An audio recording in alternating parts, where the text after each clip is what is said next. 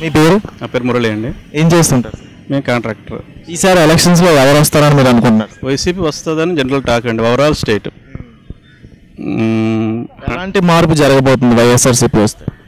మార్పు అనేది already existing వాళ్ళ ఫాదర్ చేసిన తాలూకా ఆ ఈవెంట్స్ని ఆయన సక్సెస్ చేసుకుంటే సరిపోతుంది.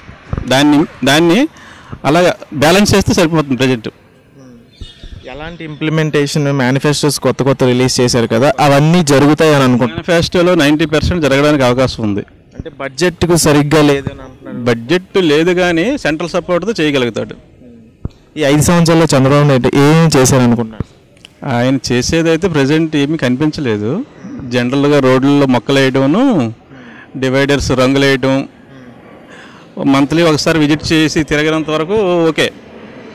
పోలవరం కూడా జనాలు బస్సులంతా తిప్పి అక్కడ చూపించి రాళ్ళు గుట్టలు చూపించి భోజనాలు పెట్టి పంపించాడు. ఆ సెంట్రల్ గవర్నమెంట్ ప్రాజెక్ట్ని ఫోకస్ చేసుకుంటూ బినామీ కాంట్రాక్టులకు ఇచ్చి డబ్బులు దండుకున్నారు. దానికోసం ఆయన చేసే ప్రగతి అంతా 4 ఇయర్స్లో ఎలాంటి ఇంప్రూవ్మెంట్ జరగలేదు అనుకుంటున్నారు సార్? ఇంప్రూవ్మెంట్ అయితే ఓవరాల్గా ఆయన ఎక్స్పీరియన్స్కి జరిగింది 0.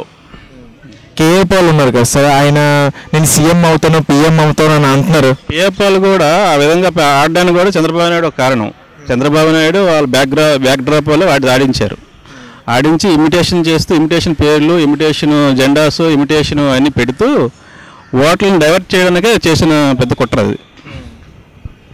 ఈసారి జనసేన పాత్ర ఎలా ఉండబోతుంది సార్ ఎలక్షన్? జనసేన పాత్ర 0 అండి. ఆయన అగ్రెసివ్నెస్ ఒక తప్పించి ఆయనలో ఒక విజన్ అంటే లేదు. ఎప్పుడు స్టేజ్ మీద ఊగిపోతూ ఏం చేస్తానో చెప్పకుండా ఆడిని తిడుతూ చంద్రబాబు వెనకేసుకు వచ్చాడు. అదే ఆయన బ్యాక్ డ్రాప్ కారణం. అందువల్ల ఈసారి ఒక సీటు కూడా రాదు. కానీ బ్యాలెన్స్లో పోతాయి, 10-15 సీట్ల వరకు దగ్గర పోతాయి. ఈసారి ఎవరికి మద్దతు ఇస్తారు అనుకుంటున్నారు సార్? ఒకవేళ పవన్ కళ్యాణ్ ఎవరు వచ్చిన సీట్ల పవన్ కళ్యాణ్ జనరల్గా రావు.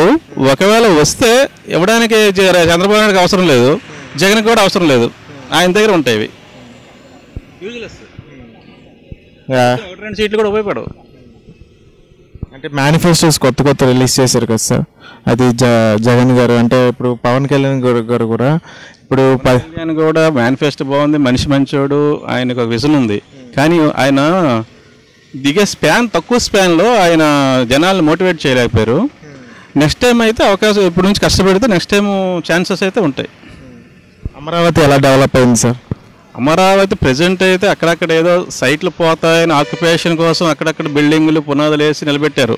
రేపు పొద్దున్న ఎవరైనా గవర్నమెంట్ వస్తే చేంజ్ అయిపోతున్న భయంతోనే ఓవరాల్ ఏరియాలో చిన్న బిల్డింగ్స్ టెండర్స్ ఇస్తూ టెండర్స్ని కొలగొట్టి బ్యాక్ డ్రాప్ డబ్బులు తీసుకోవడానికి టెండర్స్ అయ్యాయి. అది okay sir, thank you sir. అంటే ఫైనల్గా ఈసారి మీరు ఎవరు గెలుస్తారని అనుకుంటున్నారు? జగన్ కంపల్సరీ వచ్చేస్తాడండి.